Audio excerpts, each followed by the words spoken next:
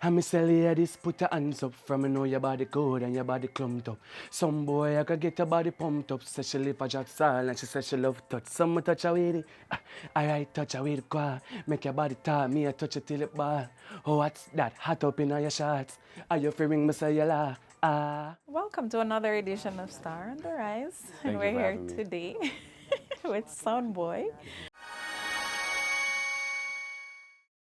My name is Umar, otherwise known as Soun Bwoii. I was born in Atlanta, Georgia, but I resided in Brownstown, St. Anne, and I'm a recording artist. Is there a particular reason or story behind the name? Soun Bwoii? Yeah. Soun Bwoii, I was given the name by a girl in foreign. Her name is Penelope. Shout out to Penelope. I'll never forget that girl. And I was the type of person that would walk to class, always bunks downtown music, all the time. And she was so intrigued that one day she stopped me. She was like, I don't know your name. I don't know who you are for real. But I feel like music is just your thing. Like, you should name yourself Soun Bwoii. And I'm like, out of all names, like, why would you name Soun Bwoii? And I went home and I got a call from my father and he was like, yo, this name, I don't know, but it's Soun Bwoii. And I'm like, yo, oh, you know that? So I was like, you know what? I'm gonna run with this name because in Jamaica, you know, a Soun Bwoii is like a sound. So it's like, that's something I can brand myself with. And me being able to do a lot of genres, a lot of things, I feel like that name just suits me. Yeah. Just fits. So that's how I got the name Soun Bwoii. When you hear Soun, you think of music. Exactly. Yeah, I feel you. Are nice, but Are nice. You're living in Jamaica now? Or you're... Currently, yes. So I went to Calabar High School, and I also went to the York Castle High School. So that was in Brownstown, St. Anne. So, yeah. So part-time Calabar and then, okay. Kind of. But I also went to school in the US as well, so it's a whole journey. But yeah. All right, I see. What was the experience like though? You know, the cultural mix and all of that from one with the institution schools or to just the, yeah. Overall. Honestly, I prefer school in Jamaica, but I went to a performing arts school in America, so I learned a lot. You know, I was classically trained, had to learn how to play the piano, so forth, so forth. So necessarily things that I wouldn't say not exposed to, but easier access to in America, I just came back and translated it here. So it wasn't really a big difference for me because I've always been back and forth throughout my life, but I prefer school in Jamaica. It's just nicer, so. Kudos to us. Yeah. Okay. All right, so let's cut into the more trending issues surrounding your career. And just a little over 2 weeks ago, you released the song Pump Up, right? Which became a viral hit, by the way, ranking up to 1 million views on TikTok. Over 70,000 people used the song in their videos, totaling more than 2 million views in that short space of time without any promotion and all of that. Right. What would you say caused this buzz around this particular single as the inspiration? Honestly speaking, I feel like that song in particular is bringing back authenticity with dancehall. I feel like people are starting to appreciate the song itself more than just, you know, having visuals or rolling out with certain things and so forth and so forth. And it's been surreal, like the fact that people really just want to listen to the song and enjoy the song for what it is. It's mind-blowing, honestly. So. What was it about, though? The song itself? Yeah. So I had a run-in with someone, and I got the idea at a gas station for Pump Up. And I wanted to use a concept that I, you know, don't typically hear anyone saying. And me being a person who loves woman, of course, want to make it in a girl tune. So it just worked out. I got the beat, and the same time I got the beat, it just flowed right into it. So. Yeah, vibes. Just the vibes. I see. But how do you feel about the overall reception, though?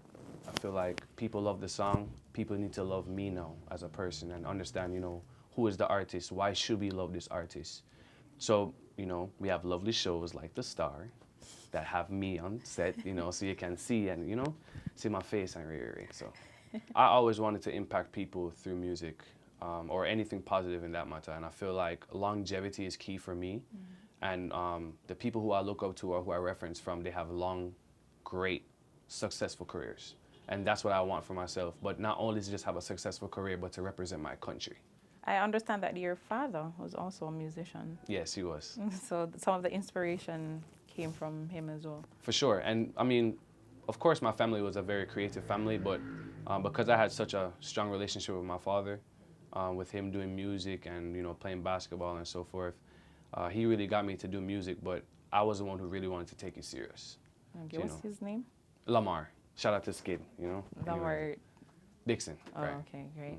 On that note, taking it seriously and riding along with your dad, you spoke to me earlier about an experience that you had at the tender age of 8, which actually, it shows your passion and not just your father, inviting you out to say, let's go to this event or not, because you were the one who actually wanted to go. And it was at a particular show that you went and you showcased your talent at the age of 8 years old. Do you want to speak to us some more about that? Sure. Funny enough, the Star featured me when I was like 8 years old. I went to Magnum King and Queens. No business being there, but I went there and I don't know what idea my father had, but I trusted him and he made me go. I was singing outside and caught the attention of the actual judges. And just for, media sake or whatever, they had me in there, but I really surprised them. And I remember one of the judges, I'm not going to call their name, but I remember one of the judges was like, your career is going to reach far. And I took that, I used stuff like that to fuel my career. He just told me, be patient, be humble. You're going to be far in this industry. So from that tender age onward, you knew you wanted to be an artist? Really before that.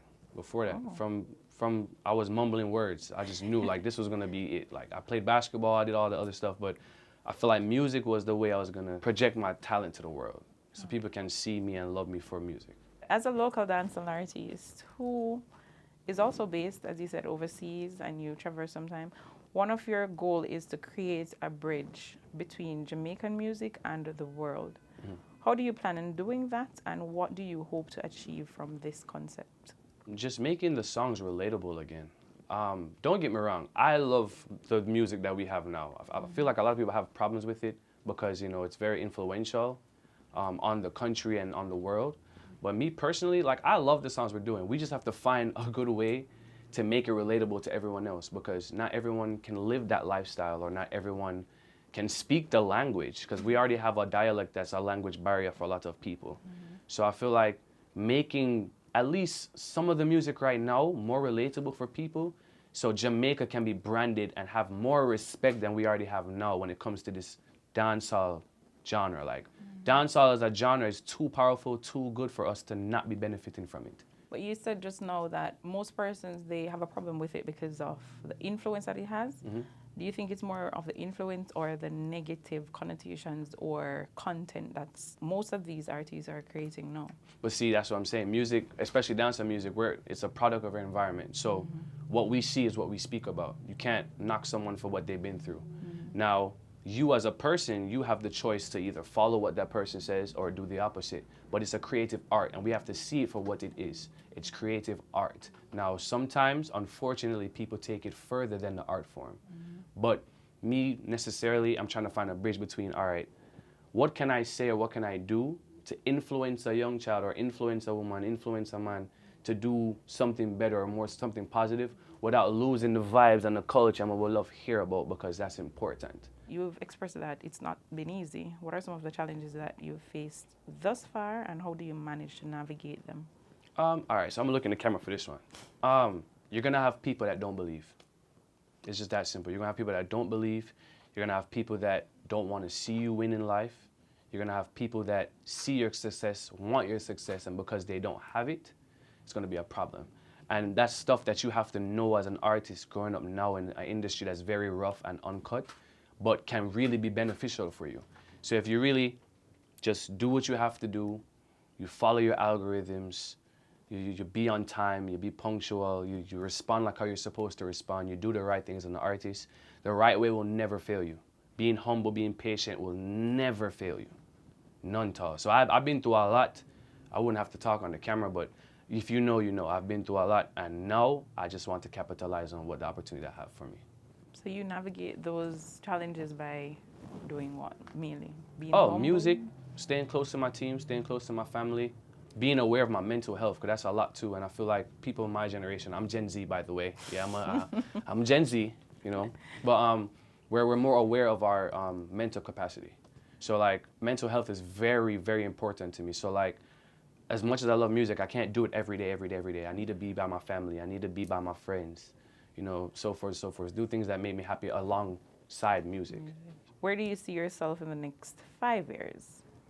I would wish to see myself representing my country in the best way possible, having a really great career, and you know, still going forward in my career, being able to influence and inspire people as well, and really I really want to try to make dancehall a Grammy genre. I feel like that's a big thing for me. Yeah. I can't do it by myself, obviously, but I feel like dancehall as a genre for Grammy needs to be a Grammy nominated genre.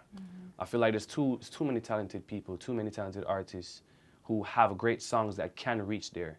We just have to figure it out, work it out, and make the best possible way. Because I feel like it's possible. It is possible. And it's not just me. It's not just me by myself. Like I can only do so much. But I feel like if the right amount of people come together as artists, as teams, as labels for Jamaica, we can do it. What do you hope to achieve as an overall successive goal in your musical career? It's gonna sound so cliche, okay? Don't go call me. Don't.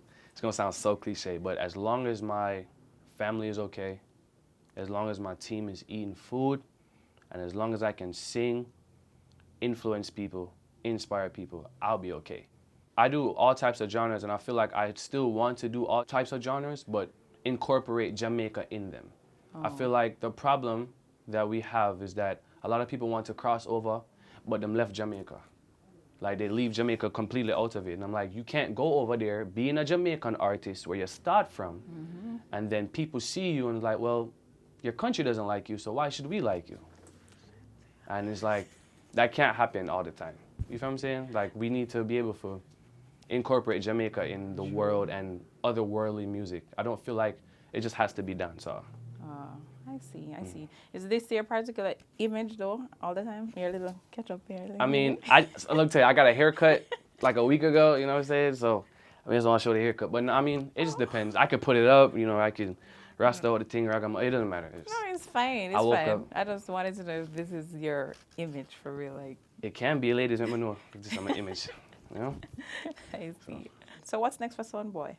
What's in next terms for of Soun Bwoii? upcoming shows, EPs, any possible albums? So definitely working on new music, especially for the ladies. I feel like that's where my niche is right now. So ladies, you have no excuse. I've been saying this a lot actually. Ladies, you have no excuse for the rest of this year. Like I'm nothing but girl tune for the rest of this year. I feel like ladies, the women in this industry are very important and very vital to this industry. And I feel like if you leave them out or you don't pay enough attention to them, you're gonna lose as an artist. It's just that simple. So I feel like right now, enough tune I could drop for the ladies them. No too. So just be prepared for that, for sure. And definitely a lot of shows coming up towards the summer. I don't really want to give too much, but when you see me, you'll see me. So. Okay. Anything else to add before we close? Follow me on all socials at official.sounbwoii. That's official.sounbwoii. Go and stream Pump Up on all platforms. Go and watch the video. The link is in both bios on my socials. And thank you for the star for having me. Me Barbie a done spot. To hurry up or you way have to run that. She want to lift it up in the Honda. Me say your body good girl and a rum chat. Rukum kadaf budaf budum baf. I saw your body roll like thunder. Run out bust a split like say you run tracks. I miss girl you better hunch your back. Cause some girl brought them no used to cash. Fight you're too cute for that. Your Prada fit with the boots and match.